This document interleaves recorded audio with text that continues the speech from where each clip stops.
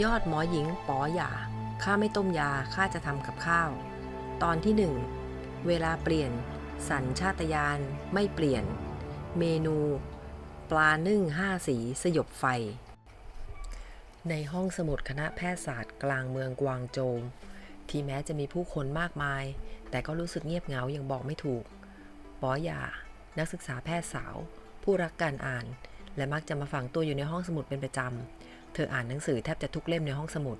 ตอนนี้เธอกำลังขมวดคิ้วจ้องมองวารสารทางการแพทย์สลับกับจอคอมพิวเตอร์ที่เต็มไปด้วยตัวเลขสถิติของโรคอุบัติใหม่และโรคระบาดที่แทบไม่มีใครสนใจโหมใช้แต่ยาแต่ไม่เคยสืบค้นหาสาเหตุของการเกิดโรคที่แท้จริงแล้วยามันจะไม่มีผลข้างเคียงกับคนไข้จริงหรอป๋อหย่าใส่หน้าด้วยความไม่เชื่อมั่นในการรักษาด้วยยาเพียงอย่างเดียวเธอลุกเดินไปเพื่อหาหนังสือมาอ่านใหม่แต่วันนี้บรรลักษ์เปิดห้องสมุดด้านในสุดที่แทบจะเรียกว่าปิดตายมาตลอดป๋อหย่าไม่รอช้าเธอรีบเดินเข้าไปข้างในภายในห้องมีตู้หนังสือเต็มฝาผนังเธอมองเข้าไปที่ตู้ด้านซ้ายมือ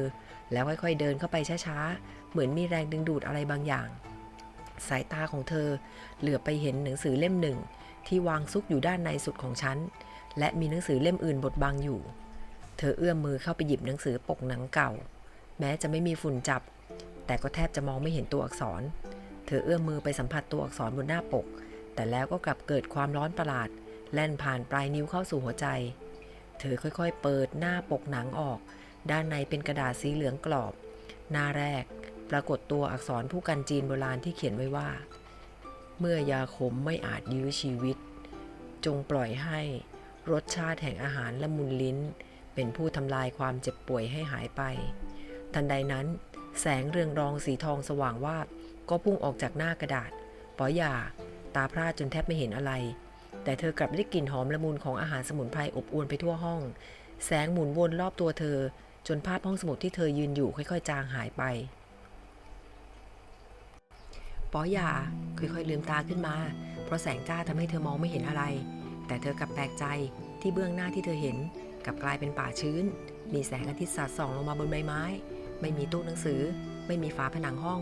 มีแต่ต้นไม้ใหญ่และเสียงนกร้องเธอขยับกายและพบว่าเธอสวมชุดผ้าฝ้ายแบบจีนโบราณผมยาวถึงกลางหลังทั้งที่ปกติผมเธอยาวแค่ไหล่เท่านั้นเองเธอรู้ได้ในทันทีว่าไม่ใช่ที่ปัจจุบันที่เธออยู่แน่นอนแต่มันคือที่ไหนกันเสียงนกและแมลงแข่งกันร้องท่ามกลางความเงียบจากเสียงผู้คนโอ้ยช่วยข้าด้วยเสียงร้องแห่งความเจ็บปวดดังขึ้นไม่ไกลนักเธอหันไปมองตามเสียงร้องและพบว่ามีชายใส่ชุดเกราะเหมือนนักรบหนังจีนโบราณยืนรายล้อมอยู่ห่างๆตรงกลางมีชายหนุ่มรูปร่างใหญ่ที่เสื้อผ้าขาดวิ่นยืนงนเงียนอยู่เสื้อเกราะแบบเดียวกับที่ชายชะกันรอบๆตัวใส่ตกอยู่ด้านข้างตัวเขาด้วยสัญชาตญาณเธอวิ่งเข้าไปประคองเขาทันทีก่อนที่เขาจะล้มหัวฟาดพื้นแต่ด้วยขนาดร่างกายที่ค่อนข้างสูงใหญ่ทำให้เธอต้องปล่อยให้เขาล้มลงอย่างช้าๆไม่เช่นนั้นคนที่บาดเจ็บน่าจะเป็นเธอมากกว่าเขาแน่นอนด้วยความตกใจแกโมโหเธอหันไปดูนักรบที่ยืนอยู่รอบๆว่าทำไมท่านถึงไม่ช่วยเขาชายที่ยืนอยู่ใกล้ๆเหมือนเพิ่งได้สติท่าทางงงงันและตกตะลึงรีบระล่ำระลักตอบว่าข้าขอโทษพวกข้าตกใจไม่เคยเห็นท่านโหเป็นแบบนี้มาก่อนข้ากลัวจะทำอะไรไม่ถูกดีนะที่ข้ารับไว้ทันไม่งั้นหัวฟาดพื้นหมอไม่รับเย็บแน่ประโยคสุดท้ายทำให้ชายชุดเกราะหันมามองหน้ากันเลิกลักเธอหันกลับมามองชายหนุ่มที่เธอประคองอยู่เธอสัมผัสได้ถึงอุณหภูมิความร้อนที่ปะทุออกมานอกกายของเขา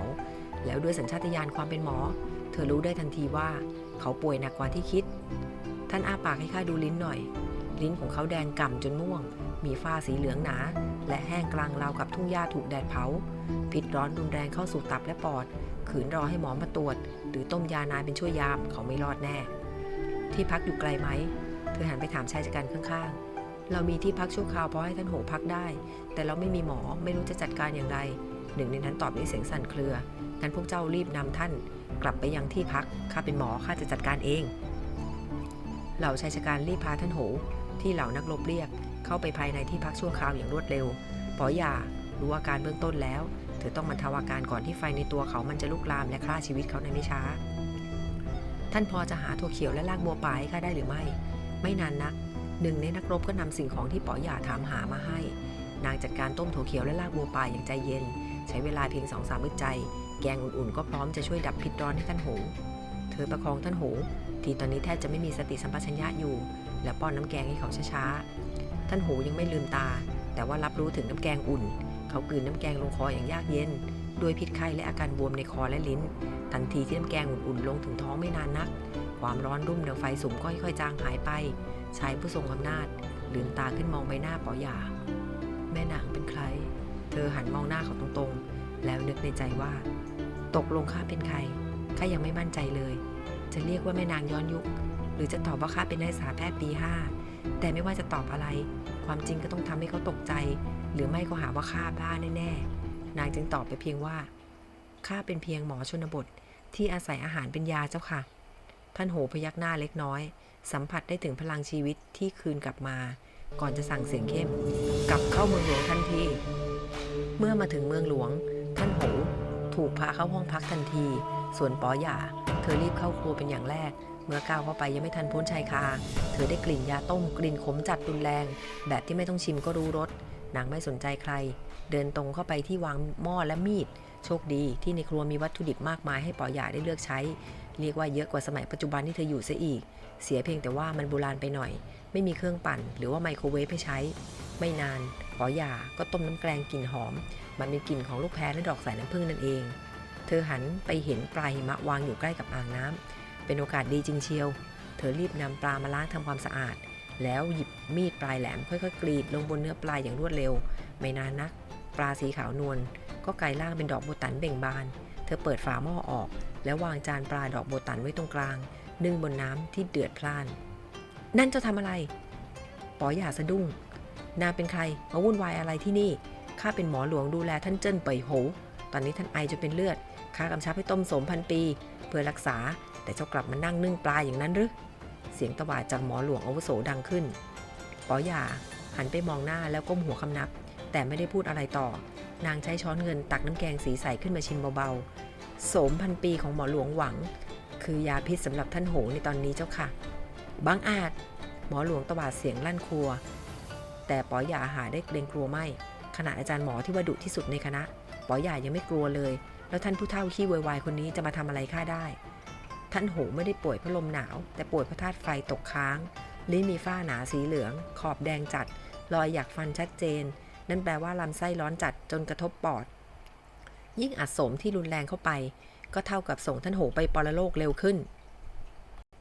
ป๋อหย่าจัดจานอย่างปราณีตใช้ผักกาดขาวรองก้นเพื่อขับพิษร้อนขึ้นช่ายฟักทองมะเขือเทศและเห็ดหูหนูดำผัก5 สีเพื่อดับพิษร้อนและซอสส้มจี๊ดที่หมักน้ำผึ้งไว้1 ชั่วยามช่วยละลายเสมหะ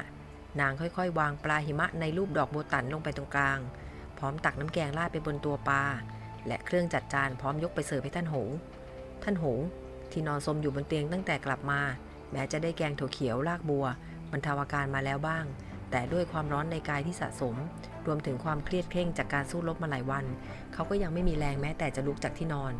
เมื่อเขาได้รับรสของปลานึ่งและผัก5 สีไปเพียงคำแรกเนื้อปลาที่นุ่มละมุนละลายในปากความเย็นซ่านสลับหวานหอมก็แผ่กระจายไปทั่วอกความร้อนที่ยังมีอยู่ในกายจนทำให้เกิดอาการไข้พิษร้อนและอาการไออย่างรุนแรงสงบลงทันตาเขาคืนสติและมีสีหน้าแช่มชื่นอย่างที่ไม่เคยเป็นมาก่อนเมื่อท่านโหดีขึ้นเขารีบกลับไปทำงานในวังต่อและข่าวการหายของเขาจากหมอวิเศษป๋อหย่าก็แพร่กระจายไปอย่างรวดเร็วท่านโหไม่มีเวลาที่จะมาพบกับป๋อหย่าแต่ในใจเขาระลึกถึงบุญคุณเธอเสมอแม้เขาได้เจอเธอเพียงไม่กี่ครั้งแต่ก็ทำให้เขารู้สึกผูกพันอย่างบอกไม่ถูกทางจวนโหเมื่อเจิ้นเป่ยโหไม่อยู่หมอหลวงได้ปล่อยข่าวไปทั่วว่าป๋อหย่าไม่ใช่หมอวิเศษแต่เป็นนางปีศาจร้ายที่ใช้มนต์ดำใส่ในอาหารและล่อลวงให้ผู้คนเข้าใจว่าเป็นการรักษาหมอหลวงหวังใช้จังหวะที่ท่านโหไม่อยู่วางแผนกับหูหยินเท่าแม่ของเจิ้นเป่ยโหเพื่อขับไล่นางออกจากจวนก่อนที่ท่านโหจะกลับมา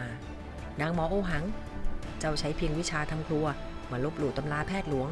หมอหลวงหวังที่เสียหน้าอย่างรุนแรงกัดฟันกรอดเขาพยายามข่มขู่เพื่อให้ป๋อหย่ากลัวรวมทั้งใช้อำนาจขับไล่นางออกจากจวนท่านโหเป็นคนพาข้ามาท่านก็ควรจะเป็นคนไล่ข้าออกไปเองป๋อหย่าบอกกับหมอหลวงที่ยืนหน้าบึ้งตึงไม่จำเป็นหรอกข้าเป็นแม่เขาข้าจะให้ใครอยู่หรือไปในจวนนี้ก็เป็นสิทธิ์ของข้าผู้หญิงเท่ารีบบอกในเมื่อจวนนี้เห็นว่าอาหารของข้าไร้ค่าข้าก็ไม่จำเป็นต้องอยู่อีกต่อไปฝากบอกท่านโหด้วยว่าข้าช่วยด้วยจิตสำนึกของความเป็นแพทย์ ไม่จำเป็นต้องนึกว่าเป็นบุญคุณป๋อหย่าเก็บชุดเข็มเงินและห่อผ้าของตัวเองเดินออกจากประตูจวนแม้ว่าเธอจะรู้สึกเศร้าที่ไม่ได้เอ่ยลาท่านโหแต่เธอคิดว่าที่นี่เป็นที่ที่เธอไม่ควรอยู่ทิ้งไว้เพียงกลิ่นหอมของอาหารทิพย์ที่คนพวกนั้นไม่มีวันทำเลียนแบบได้ติดตามความสนุกฉบับเต็มของยอดหมอหญิงป๋อหย่าข้าไม่ต้มยาข้าจะทำกับข้าวได้ทางเด็กดี .com ถ้าชอบฝากกด subscribe กดไลค์กดแชร์เป็นกำลังใจให้นักเขียนกันด้วยค่ะ